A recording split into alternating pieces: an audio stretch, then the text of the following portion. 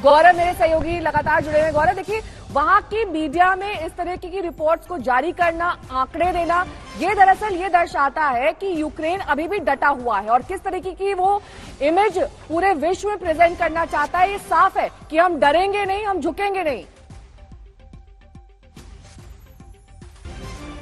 आप सही कह रही है। जैसा देर रात यहाँ की रक्षा मंत्रालय ने कहा, उनका ये दावा है, जो राष्ट्रपति ज़ेलेंस्की ने भी कहा। उन्होंने कहा कि 10,000 रूसी सैनिक अब तक मारे जा चुके हैं। उनके 44 लड़ाकू विमान, 44 उनके अटैक हेलीकॉप्टर्स और ट्रांसपोर्ट हेलीकॉप्टर्स ध्वस्त किए जा चुके हैं। यहाँ पर कल तस्वीरें, बाकायदा एक प्रेस कॉन्फ्रेंस में तस्वीरें जारी की गई। रूस की वायुसेना के जो लड़ाकू विमान पायलट और हेलीकॉप्टर के पायलट जो घायल हुए थे ऑपरेशंस में, उनको जनता के सामने दिखाया गया। कुछ सेना के जवानों को दिखाया गया। यह भी दावा किया गया कि रूस की सेना के कई टैंक इनके अब कब्जे में आ गए हैं। रूस की सेना के कई जवान अपने हथियार छोड़ छोड़कर भागे हैं। ये इंफॉर्मेशन वॉरफेयर का हिस्सा भी हो सकता है, क्योंकि दूसरी तरफ अगर आप दूसरी तस्वीर देखिए तो लगभग देश के, यूक्रेन के एक बड़े हिस्से पर अब कब्जा है पूरी तरह से रूस का। दक्षिण से अगर आप चल के देखिए तो समुद्र का रास्ता लगभग पूरी तरह से काट दिया है रूस ने।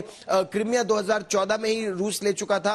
अब वो दक्षिण से और आगे बढ़ रहा है। मारियोपोल में जबरदस्त लड़ाई चल रही है और राष्ट्रपति ज़ेलेंस्की ने अमेरिका की संसद को बताया कि इनके 2 परमाणु संयंत्र, 2 न्यूक्लियर पावर प्लांट्स अब रूस के कब्जे में है और तीसरे की ओर रूस आगे बढ़ रहा है। तो सिस्टमैटिकली यहाँ के पावर प्लांट्स को रूस अपने कब्जे में कर रहा है, ताकि इलेक्ट्रिसिटी और पावर को भी एक वेपन ऑफ वॉर के रूप में इस्तेमाल कर सके। बिल्कुल, इंफॉर्मेशन वॉरफेयर यहां पर साफ तौर पर दिखता हुआ गौरव। और जिस तरीके से लगातार खार्किव से तस्वीरें आ रही हैं, वो दरअसल इस बात की दहशत पैदा करती हैं कि आने वाले वक्त में अगर रूसी हमले और तेज हो गए तो ये 2 शहर, कीव और खार्किव, जो महत्वपूर्ण शहर है यूक्रेन के, पूरी तरीके से तहस नहस हो जाएंगे। ये बहुत बड़ा डर है। यहाँ पर खार्किव का एक बहुत बड़ा हिस्सा अब नष्ट हो चुका है। उसकी तस्वीरें सामने आ रही हैं। कल हमने खार्किव के एक नागरिक को, जो भागकर यहाँ कीव आ गया है, उससे बातचीत भी की और आज तक और इंडिया टुडे पर दर्शकों ने वो बातचीत सुनी भी। मतलब आंखें बिल्कुल बहने लगती है उनकी जब वो कहते हैं कि हमारा तो पूरा शहर तबाह हो गया है। अच्छा, खार्किव एक बहुत बड़ा इलाका भी है, तो शहर पर रूस का कब्जा है ऐसा कहा जा रहा है, लेकिन शहर के आसपास जो इलाके हैं उनमें अभी भी यूक्रेन की सेना है।